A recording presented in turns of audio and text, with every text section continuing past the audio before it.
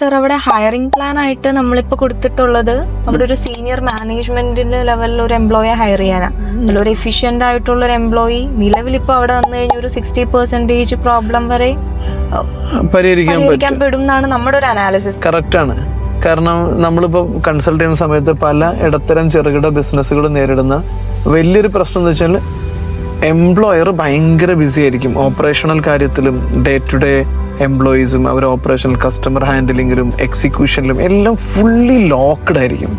ഈ ലോക്ക്ഡ് ആയതുകൊണ്ട് തന്നെ കുറച്ചൊരു ഗ്രോത്തിലേക്ക് എത്തുന്ന സമയത്ത് ഇയാളുടെ വർക്കിംഗ് അവേഴ്സ് കൂടും, ഇയാളുടെ എഫേർട്ട് കൂടും, ഇയാളുടെ സ്ട്രെയിന് ഭയങ്കരമായിട്ട് കൂടും. നെക്സ്റ്റ് ലെവലിലേക്ക് പോകാൻ പോലും പറ്റാത്ത രീതിയിൽ വരും, ഉറക്കം പോലും ശരിക്കും ഇല്ലാത്ത രീതിയിലൊക്കെ വരും. ഇതിന് പരിഹരിക്കേണ്ടത് നിങ്ങൾ പലപ്പോഴും ഇതിനകത്ത് ആളുകൾ ചെയ്യുന്നതെന്ന് വെച്ച് കഴിഞ്ഞാൽ ഈ കുറഞ്ഞ ശമ്പളത്തിൻ്റെ ആളുകളെ പിന്നെയും ടീമിലെടുത്തിട്ട് ഇങ്ങനെ ഫില്ല് ചെയ്യാൻ ശ്രമിക്കും. അതല്ല വേണ്ടത്. അതിന് പകരം നമ്മൾ ചെയ്യേണ്ടത് എന്താണെന്ന് വെച്ച് കഴിഞ്ഞാൽ പ്രോപ്പറായിട്ടുള്ള ഒരു ക്യാപ്പബിലിറ്റി ഉള്ള ഒരു സീനിയർ ആയിട്ടുള്ള ആളെ കൊണ്ടുവന്നു, ഇപ്പം നമ്മളവിടെ ചെയ്യാൻ പോകുന്ന പോലെ കൊണ്ടുവന്ന് അയാളുടെ ഒരു വർക്ക് ഫ്ലോയും കാര്യങ്ങളും സെറ്റ് ചെയ്ത് ഈ ഓപ്പറേഷണൽ ചാലഞ്ചസുകളും ഡേ ടു ഡേ ഇഷ്യൂസും സോൾവ് ചെയ്യേണ്ടതിലേക്ക് അയാൾ എത്തിക്കും. അതിൻ്റെ റിപ്പോർട്ടിംഗ് സ്ട്രക്ചറും ഡെവലപ്പ് ചെയ്ത് കഴിഞ്ഞാൽ ഇതിൽ ഏറ്റവും ഇമ്പോർട്ടൻ്റ് ആയിട്ടുള്ള സംഗതി എന്ന് പറയുന്നത് ഇയാളുടെ ഈ ഓപ്പറേഷണൽ ടൈമിൽ എൻഗേജ്മെൻറ്റിൽ നിന്ന് പൂർണ്ണമായിട്ടേക്ക് ഫ്രീ ആകാൻ പറ്റും. അത് വരുന്നിടത്തു നിന്നാണ് ഒരു ഗ്രോത്ത് തുടങ്ങുന്നത്.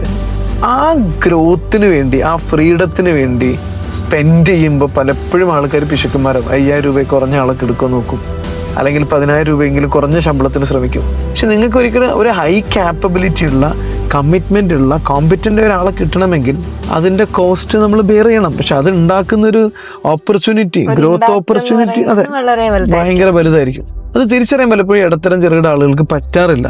എന്നാൽ വലിയ കോർപ്പറേറ്റുകൾ ചെയ്യുന്ന ഹൈലി ടാലന്റിനെ എത്ര പൈസ കൊടുത്തിട്ടും ഹയർ ചെയ്തുകൊണ്ടേയിരിക്കും. ഹൈ ടാലന്റ്, അവിടെ നല്ല കോമ്പറ്റന്റ് ആയ സ്റ്റാഫിനെ ഹയർ ചെയ്യുന്നതിൽ ഒരിക്കലും ഒരു പിശുക്ക് കാണിക്കാറില്ല. അതന്നെയാണ് ഈ വളരുന്ന കമ്പനി പിന്നെയും വളരുന്നത്. എന്നാൽ ഈ ഇടത്തരം ചെറുകിട കമ്പനികൾ പരമാവധി ശമ്പളം കുറച്ചിട്ട് ആളുകൾ ഹയർ ചെയ്യാൻ ശ്രമിക്കുമ്പോൾ ആ കമ്പനിക്ക് ഒരിക്കലും വളരാൻ കഴിയാത്തതിന്റെയും പ്രശ്നം ഇത് തന്നെയാണ്. ഒരു പക്ഷെ അവരങ്ങനെ ഒരു സീനിയർ എംപ്ലോയിയെ എടുത്തിരുന്നെങ്കിൽ അവരുടെ റവന്യൂവും അതേപോലെ കൂടിയാണ്. തീർച്ചയായിട്ടും കൊടുക്കാൻ ഇയാളെ കുറിച്ച് ആരും ചിന്തിക്കുന്നില്ല. കോസ്റ്റ് ആണ് എപ്പോഴും. അതെ, കോസ്റ്റ് മൈൻഡിൽ വരും. മാത്രമല്ല ഇപ്പൊ ഈ പ്രത്യേകിച്ചും ഒരു ഫൗണ്ടർ ആയിരിക്കും ചിലപ്പോൾ അവിടുത്തെ സെയിൽസ് കൊണ്ടുവരുന്ന ആള്. ഇയാൾ ഓപ്പറേഷനിൽ ഫ്രീ ആയ തന്നെ ഗ്രോത്ത് ഫോക്കസ് ചെയ്യാൻ പറ്റും, മാർക്കറ്റിംഗിൽ ഫോക്കസ് ചെയ്യാൻ പറ്റും, സെയിൽസിൽ ഫോക്കസ് ചെയ്യാൻ പറ്റും, എക്സ്പാൻഷനിലും R&Dയിലും ഇന്നോവേഷൻസിലും ഇവൻ പ്രൊക്യൂർമെന്റിലും ഒക്കെ ഫോക്കസ് ചെയ്യാൻ പറ്റും, നെറ്റ്വർക്ക് ബിൽഡ് ചെയ്യുന്നതിൽ ഫോക്കസ് ചെയ്യാൻ പറ്റും. അത് സംഭവിച്ചു കഴിഞ്ഞാൽ 3x 5x എത്തുക എന്ന് പറയുന്നത് ഇന്നത്തെ കാലത്ത് ഇത് മാർക്കറ്റിംഗും ബ്രാൻഡിങ്ങും ഇത്രയും ഈസി ഒരു കാലഘട്ടത്തിൽ വളരെ കുറഞ്ഞ ടൈം സ്പാനിൽ തന്നെ നേടിയെടുക്കാവുന്ന ഒരു ടാർഗറ്റാണ്.